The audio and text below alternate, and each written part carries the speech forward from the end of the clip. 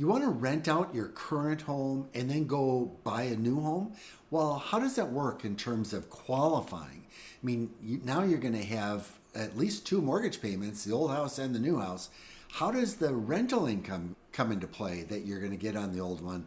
That's what we're going to talk about in today's video. You know, there's a lot of buyers today that have these great low interest rates and they are rate locked into their home. They've got 2 or 3% and they don't want to give that up. It's actually a very valuable asset. So a lot of people now are thinking in terms of renting out that old house, making use of that great low interest rate that they got 5 years ago, go buy a new one, and now they've got kind of the best of both worlds. My name's Peter Lindquist. I've been a mortgage lender in Minnesota for over 30 years, and I want to share some of that experience with you today. Well, the first thing to know about is called the vacancy factor. So Fannie Mae and Freddie Mac, who set up these guidelines, say that we can count up to 75% of the rent on your old house towards offsetting the payment on your property. So let's use a simple example. You've got it rented out for $2,000 a month. 75% of that is $1,500 a month. Let's assume for a moment that your principal, interest, taxes, insurance, and association dues total $1,500 a month. Well, in that instance, it's a perfect wash because we can count $1,500 towards offsetting the $1,500. But let's say that that total adds up to $1,800 of expenses on your old house.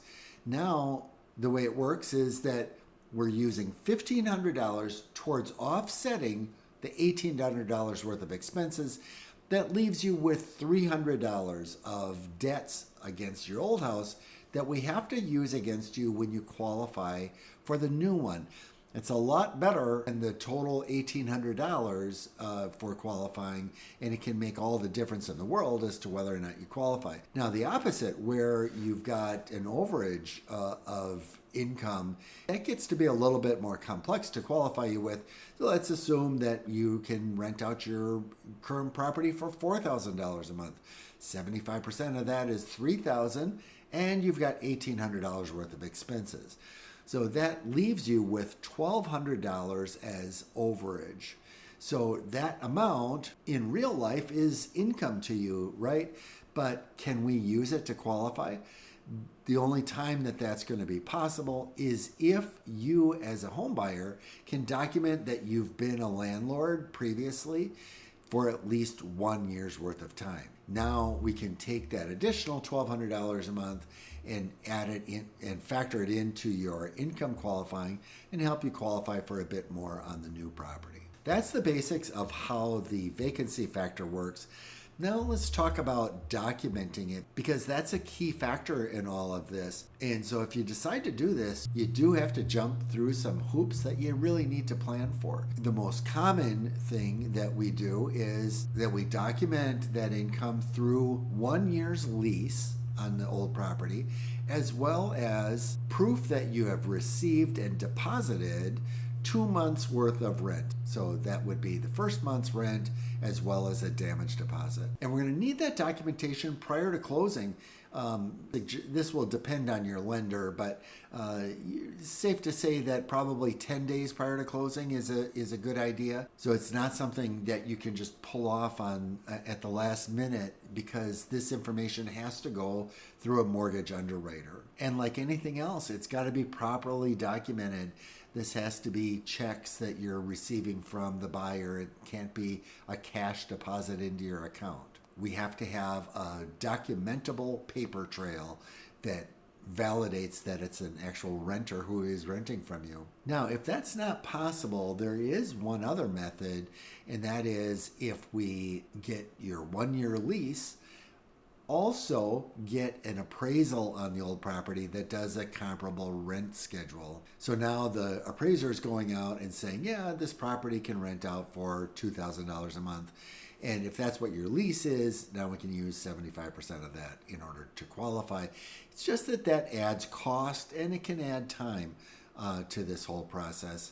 It might be a little bit more convenient because you don't necessarily need to have this money documented from the new buyer, but you're still going to, or the new renter, but you're still going to need a lease. So I tend to think that getting their validated deposits into your account is going to be better, not only for the mortgage lender, but also for you. Now, I'm going to suggest to you, don't overthink this in terms of documentation. Especially as it regards a lease. You know, for a lot of us, we've never done this, so where do you get a lease? And, you know, certainly there are options online. One thing that I might suggest to you is to talk to ChatGPT. I've done that with some contracts of various sorts, and it can produce something that's really good. You want to be very specific about the terms that you want, and it might be a template that you're going to copy and paste and do some editing on your own. And then just one other note that I want to make to you, because it's not immediately obvious if you're not an experienced landlord, and that is you really do want to pre-qualify that new renter.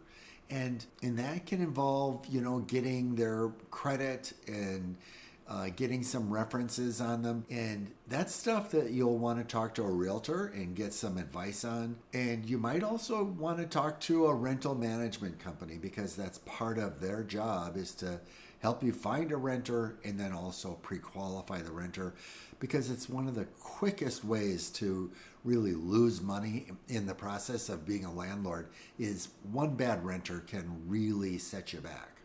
But that's not documentation that we need on the mortgage end of things. So if you're looking to buy a new home, but you don't want to lose the valuable asset you've got in that low rate mortgage, renting out your house can end up being very beneficial in the long run. And if you're concerned about whether or not you're going to qualify with that old mortgage payment, this is the process that we go through to qualify you. Thanks for taking the time to be with me today. Look forward to next time.